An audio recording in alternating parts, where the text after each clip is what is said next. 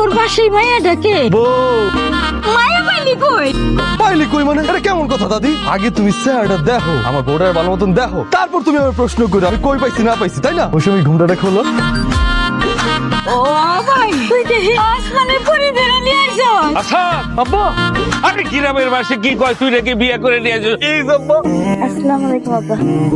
ঘটনা তো ঘটে গেছে ভাই। অবশ্যই ঘটনা ঘটে গেছে, তোর ভাবি লিপস্টিক দেয় নেই ম্যাচিং কইরা। আরে ভাই এই ঘটনা না, কালাসাদ আছে না, কালাসাদ তো বিয়ে করে বউ নিয়ে আইছে, লাল টুকটুকি বউ ভাই। অসম্ভব, অত্র এলাকার একমাত্র লাল টুকটুকে বউ থাকবে আমার ঘরে। আই মিন্টু, উল্টা পাল্টা কথা বলে তোমার ভাইয়ের কান নষ্ট করতেছো কেন? একটু থাপ্পড় দিব দে, ফালতু কথাকার। এই এলাকার একমাত্র সুন্দরী বউ হচ্ছে আমি, তোমার ভাইয়ের বউ। তুমি গামলার মধ্যে কি লইছো? কুসুম কুসুম গরম পানি, তার মধ্যে ফুলের পাপড়ি ছিটানো। নতুন বউ, হাত মুখ ধোয়ান লাগবো না? আমার জন্য এই হাত ধোয়া পানি কেন আনছে সেই কারণ কিন্তু আমি বুঝি। কি কারণে আবার? আপনি কি মনে করছেন আমার এই গায়ের রং আসল না? আমার এই গায়ের রং আসল রং। এইটা দেখেন, গায়ের রং কিন্তু এক ফোঁটা উঠে নেই দাদি, এটা আসল রং।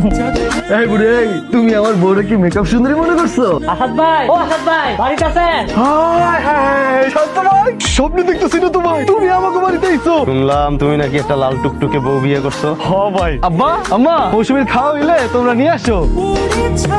ভাই বসো বসো। বেটা তুই চেয়ারটা সরাই ফেলাইছিস। আমিও প্রথম দেখা অজ্ঞান হয়ে গেছিলাম, এখনো সেই ঘোর কাটে নাই। আচ্ছা এটা তুই কি করলি ভাই? এটা কারে বিয়ে করে আনলেন আপনি? এটা তো মাইয়া না, এটা তো সাক্ষাৎ পরি। তুই যা, তোরে যেন আর চেয়ারম্যান বাড়িতে আমি না দেখি। যা তুই যা। আরে পাগলের মতো এসব কি কইতেছো তুমি? আসাদের বউ সুন্দরী, তা আমার দোষ কি? তোর দোষ, তুই হাইরা গেছো। এতদিন তুই রূপে গুণে তুই ছিলি বেস্ট, এখন আসাদের কাইল্লা আসাদের বউ বেস্ট, তুই ওর নখেরও যোগ্য না। তুই বাইরে বাইরে বাইরে, আমি তোর দেখতে চাই না, বাইরে। বৌমা তোমার কি মন খারাপ? না আম্মা, আমি ঠিক আছি। না একদম ঠিক নাই, মুখ দেখে মনে হইতাছে আসমানের কোনায় মেঘ জমছে। আপনাকে বাড়ি থেকে গ্রামের লোকজন এইভাবে আইসা বেডরুমে ঘুমায় থাকে? না কখনো না, ওরা তো এই প্রথম আসলো, ওরা আসাতে আমরা কিন্তু অনেক খুশি। কেন খুশি লাগবে কেন? বেডরুমে আইসা বাড়ির বাইরের লোকজন ঘুমায় থাকলে খুশি হওয়ার কি আছে? খুশি হয়েছে এই কারণে আমার আসাদের লগে কখনো কেউ কথা কইতো না, আমার আসাদের লগে কেউ কখনো খেলতো না, ওরা একলা একলাই খেলতো। আমার আসাদ স্কুলে একা যাইতো, নদীতে গোসলও করতো একা, আর একাই খেলতো। কেন ওনার গায়ের রং কালো বইলা? এই যে চা। দাও দাও, তুমি ভাবি এত লজ্জা পাওয়ার কিছু নাই, ভাবতে পারেন আমরা এই বাড়িরই পোলা। ভাবি এত সুন্দর, ভাবির হাতের সাজানি কত স্বাদ, আহ কি মজা। তা তো খাইতেছি না, মনে হইতাছে অমৃত সুজা খাইতেছে। একটু চিনি লাগবো? যাও, মৌসুমী একটু চিনি লাও। এটা কোনো কাজ করলি? এই রাত্রেবেলা ভাবিরে কষ্ট করাইলি, চিনিটা তুই আনতে পারতি না? আমার বন্ধুগুলো নষ্ট, আমি কখন কিছু মনে করো না। এটাকে দুষ্টামি বলো না, এটাকে বিরক্ত করা বলো।